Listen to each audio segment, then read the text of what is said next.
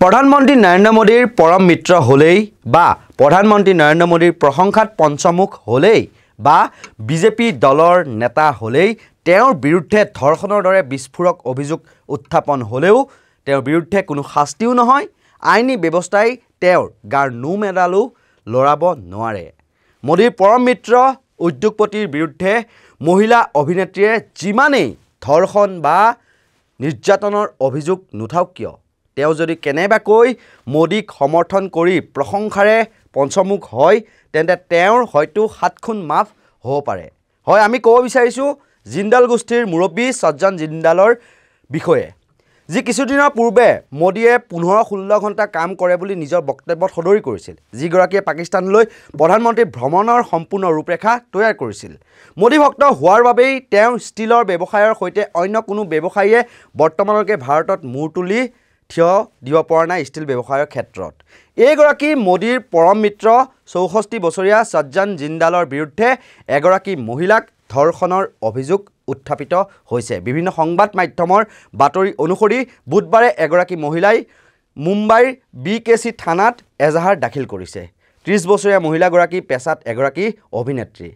এথিক্সৰ খাতিৰত আমি তেওঁৰ নাম প্ৰকাশ কৰা নাই বা তেওঁৰ ফটো আমি দেখুওৱাৰ পৰা বিৰত আছোঁ।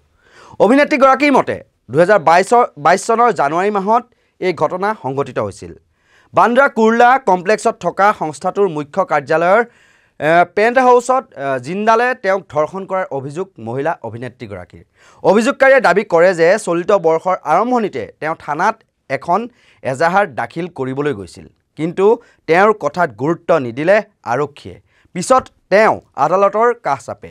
এইবাৰ আদালতৰ নিৰ্দেশত তেওঁৰ অভিযোগ গ্ৰহণ কৰিলে আৰক্ষীয়ে। আৰক্ষীৰ সূত্ৰ অনুসৰি অভিনেত্ৰীগৰাকীৰ বক্তব্যৰ ভিত্তিত অভিযুক্তৰ বিৰুদ্ধে ভাৰতীয় দণ্ডবিধিৰ 376, 354 আৰু 506 ধাৰাত গোচৰ ৰুজু কৰা হৈছে।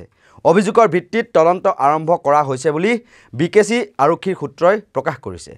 বাতৰি অনুসৰি অভিনেত্ৰীগৰাকীয়ে কয় যে 2021 চনত ডুবাইত IPLৰ এখন খেল চাই থাকোঁতে সজ্জনৰ সৈতে তেওঁৰ পৰিচয় হৈছিল।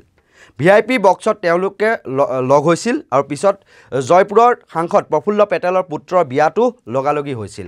অভিযোগত অভিনেত্ৰীগৰাকীয়ে কয় যে তেওঁলোকৰ মাজত ফোন নম্বৰৰ আদান প্ৰদান হৈছিল। মুম্বাইতো দেখাদেখি হৈছিল দুয়োৰে। অভিনেত্ৰীগৰাকীয়ে দাবী কৰা মতে সজ্জনে তেওঁৰ ভাতৃৰ এটা সম্পত্তি ক্ৰয় কৰিবলৈ আগ্ৰহ প্ৰকাশ কৰিছিল। অভিযোগকাৰীয়ে দাবী কৰা মতে তেতিয়াৰ পৰাই সজ্জনে তেওঁক বেবী বুলি মাতিছিল। অন্তৰংগ সাক্ষাতত তেওঁলোকে প্ৰায়েই ব্যক্তিগত জীৱনৰ কথা পাতিছিল। মাজে মাজে তেওঁক সাৱটিও ধৰিছিল হেনো। অভিনেত্ৰীগৰাকীয়ে কেইবাবাৰো তাৰ বাবে বিড়ম্বনাৰ মাজত পৰিবলগীয়া হৈছিল। আৰু অভিযোগত অভিনেত্ৰীগৰাকীয়ে দাবী কৰিছে যে 2022 চনৰ জানুৱাৰী মাহত তেওঁ এখন বৈঠকত অংশগ্ৰহণ কৰিবলৈ জিন্দাল গোটৰ কাৰ্যালয়লৈ গৈছিল আৰু সেই সময়ত সজ্জনে তেওঁক অফিচৰ পেণ্ট হাউচলৈ লৈ গ'ল। অভিনেত্ৰীগৰাকীয়ে দাবী কৰে যে তাতেই তেওঁক ধৰ্ষণ কৰা হৈছিল। তেওঁ লগতে দাবী কৰে যে সেই ঘটনাৰ পিছতো তেওঁ উদ্যোগপতিজনৰ সৈতে যোগাযোগ ৰাখিছিল, কিন্তু হঠাৎ সজ্জনে যোগাযোগ বন্ধ কৰি দিয়ে আৰু অভিনেত্ৰীগৰাকীৰ নম্বৰটোও হেনো ব্লকলিষ্টত ভৰাই দিয়ে।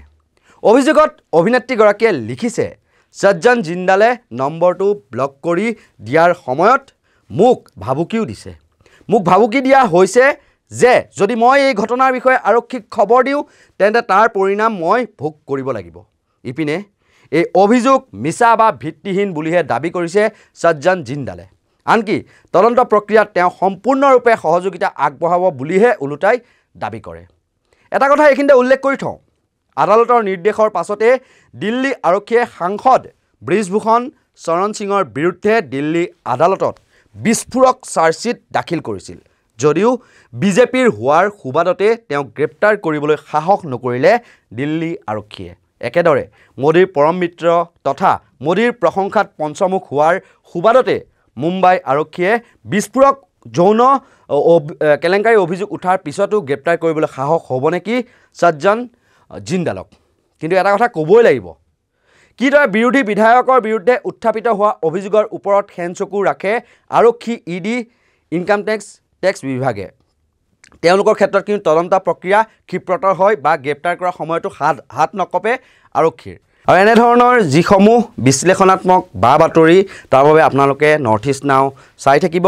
আৰু আপোনালোকে যদিহে ইউটিউবত চাই আছে তেতিয়াহ'লে আপোনালোকে নৰ্থ ইষ্ট নাও ইউটিউব চেনেলটো ছাবস্ক্ৰাইব কৰি দিব। আৰু যদিহে আপোনালোকে ফেচবুকত চাই আছে তেতিয়াহ'লে নৰ্থ ইষ্ট নাও ভিডিঅ' এনি নাও নিউজ যিটো ফেচবুক পেজ সেই দুটা পেজ লাইক কৰিব, ফ'ল' কৰি দিব। আৰু আমাৰ এই বাতৰিটোৰ ওপৰত আপোনালোকে মন্তব্য আপোনালোকৰ কমেণ্ট বক্সত আপোনালোকে ৰাখিব পাৰে। চাই থাকিব নৰ্থ ইষ্ট নাও। ধন্যবাদ।